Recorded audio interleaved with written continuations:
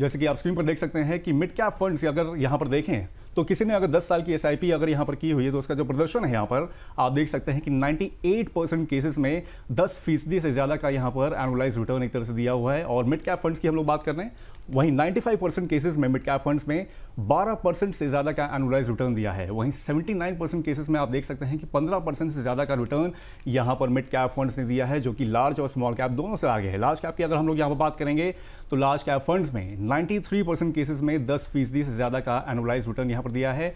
71% से ज़्यादा केसेस में 12% का रिटर्न यहाँ पर मिला है और 15% केसेस में 15% से ज़्यादा का रिटर्न भी यहाँ पर निवेशकों को एक तरह से मिलता हुआ दिखा है। वहीं स्मॉल कैप की अगर बात करें तो स्मॉल कैप फंड्स में आप देख सकते हैं कि 87% केसेस में 10% से ज़्यादा का एनुअलाइज रिटर्न, 78% केसेस में 12% का रिटर्न और 55% केसेस में 15% से ज़्यादा का रिटर्न यहाँ पर एक तरह से निवेशकों को मिला है। मतलब मिड कैप फंड्स में लॉन्ग ड्यूरेशन के में अगर एक तरह से नियमित निवेश यहाँ पर अगर किया जाता है तो एसआईपी करने से जो रिटर्न है वो यहाँ पर ज़्यादा कंसिस्टेंट रहे हैं। बिल्कुल, जैसा कि आप देख रहे हैं मिड कैप फंड्स का सबसे अच्छा प्रदर्शन, चाहे 10% से ऊपर के रिटर्न की बात हो, 12% से ऊपर के रिटर्न की बात हो या फिर 15% से ऊपर के रिटर्न की बात हो, सबसे ज़्यादा परसेंटेज जो है, सबसे ज़्यादा केसेस जो हैं वो मिड कैप फंड्स में ही नज़र आ रहे हैं, जिसमें अच्छा परसेंटेज ऑफ रिटर्न निवेशकों को मिलता हुआ नजर आया है। एक बार आपको बता देते हैं फंड की कैटेगरी वाइज सालाना रिटर्न किस तरीके का रहा। सबसे पहले आपको बताते हैं मिड कैप फंड्स ने 17.4% का एक एवरेज रिटर्न दिया है बीते 10 सालों में। सिप का एक प्रदर्शन है, एसआईपी के थ्रू जिन लोगों ने निवेश किया उन्हें इस तरीके का रिटर्न मिला। लार्ज कैप फंड्स की बात करें, देखिए कम 13% का रिटर्न यहाँ पर मिला है निवेशकों को और स्मॉल कैप फंड्स में 14.8% का रिटर्न यहाँ पे मिला है। साफ साफ आप देख सकते हैं सबसे ज़्यादा रिटर्न जिस कैटेगरी ने दिया है वो मिड कैप फंड्स ही हैं और सबसे कम रिटर्न जिसने दिया है वो 13% है, जो कि लार्ज कैप फंड्स है। स्मॉल कैप फंड्स बीच की कैटेगरी में आता है जिसने एक एवरेज रिटर्न दिया है 14% के आसपास का, लेकिन सबसे ज़्यादा मिड कैप फंड्स का अच्छा प्रदर्शन यहाँ पर नजर आ रहा है। अब सीधा सर के पास चलते हैं और उनसे चर्चा आगे बढ़ाते हैं। बिल्कुल सर यहाँ पर अब आपको हम लोग यहाँ पर शामिल करना चाहेंगे और सबसे पहला सर सवाल यही है कि मिड कैप फंड्स को एज अ विनर यहाँ पर घोषित किया गया है, वाइट ओक की रिपोर्ट में एक तरह से बताया गया है, क्योंकि रिटर्न्स जैसे हम लोग देख रहे हैं पिछले 10 सालों में उसके सबसे बेहतर रहे हैं। स्मॉल कैप और लार्ज कैप को एक तरह से बीट किया है। सर रिपोर्ट में आप ऐसा क्या देखते हैं जो मिड कैप को एक तरह से यहाँ पर खास बनाता है? आज आपने बड़ा अच्छा इंटरेस्टिंग टॉपिक लिया है, क्योंकि एक कॉमन जो मैन है वो ये सोचता है कि अगर स्टेबिलिटी चाहिए तो लार्ज कैप फंड में जाइए और अगर एक्स्ट्रा रिटर्न चाहिए, रिस्क ज़्यादा लेना है तो स्मॉल कैप में जाइए। बहुत ही कम लोग मिड कैप सेगमेंट की चर्चा करते हैं और ये जो वाइटोप की रिपोर्ट आपने जो पेश करी है ये बड़ी स्टार्टलिंग फिगर्स इन्होंने शेयर करी है और आई थिंक ये इन्वेस्टर को एक बहुत बड़ा बेनिफिट मिलेगा ये जानकारी का। जो मुझे लगता है कि जो मेन फैक्टर्स थे जो मिड कैप ने आउट परफॉर्म किया large cap versus small cap, उसमें सबसे बड़ा जो इंपॉर्टेंट पॉइंट है अर्निंग ग्रोथ्स। जो कंपनियां की जो अर्निंग की जो ग्रोथ रेट था वो पिछले 10 सालों में मिड कैप सेगमेंट ने काफी अच्छा प्रदर्शन किया। तो जैसे हम हमेशा कहते हैं market is a function of earnings of the company profit. तो सबसे ज्यादा जो सबसे पहला फैक्टर है वो जो कॉर्पोरेट अर्निंग्स थी मिड कैप सेगमेंट में वो बहुत स्ट्रांग थी 10 सालों में।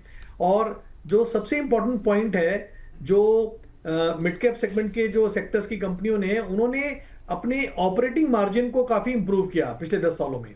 ठीक है, उसका कारण हो सकता हो डिजिटाइजेशन हो, उसका कारण हो सकता हो because of other technology usage हो, तो और खासकर कोरोना का भी इम्पैक्ट है, क्योंकि कोरोना के कारण बहुत सारे लोगों ने कॉस्ट रैशनलाइजेशन किया, उससे भी बहुत इम्पैक्ट पड़ा और अर्निंग्स में ग्रोथ हुई।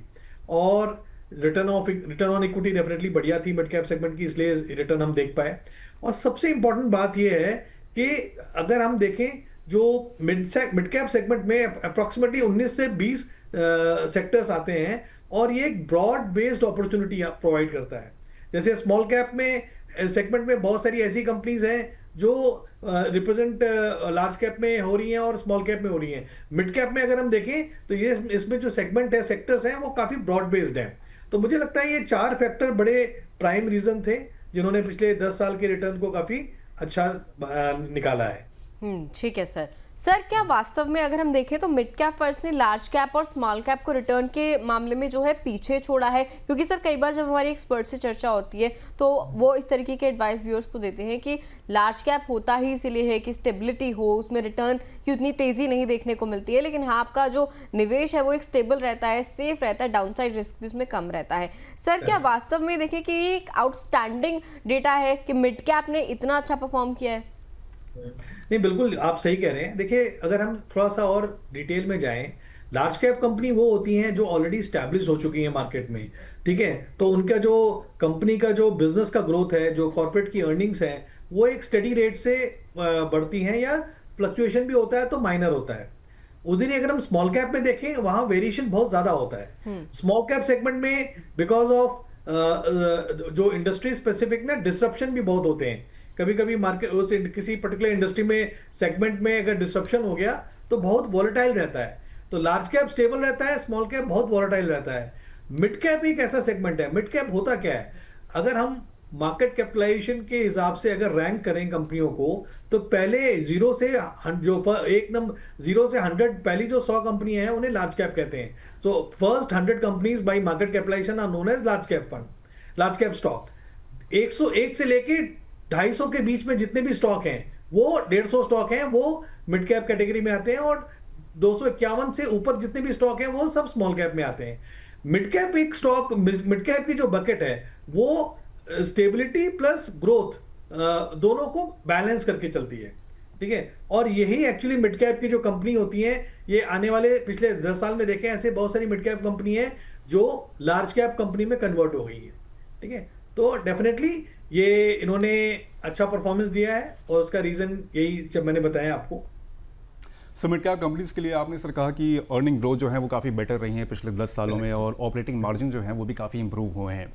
सर क्या यही रीज़न है एक तरह से मिड कैप फंड्स को एक तरह से बेस्ट ऑप्शन मानने के लिए एसआईपी के लिहाज से, अगर यहाँ पर देखा जाए, क्योंकि रिपोर्ट में भी यही बोला गया है कि एसआईपी के लिहाज से जो है वो मिड कैप फंड्स काफ़ी अच्छे ऑप्शन हैं?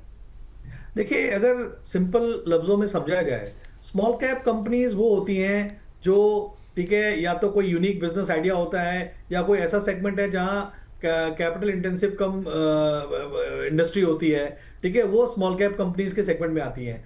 मिड कैप एक ऐसा सेगमेंट है जो आने वाले समय में एक्चुअली वो फ्यूचर लार्ज कैप कंपनी बनती है, ठीक है। अगर हम एग्जांपल लें, ऐसे बहुत सारे एग्जांपल हैं जो आज से 3 साल 4 साल पहले स्मॉल कैप थे, वो धीरे धीरे मिड कैप में कन्वर्ट हुए, और मिड कैप के बाद वो लार्ज कैप में कन्वर्ट हुए।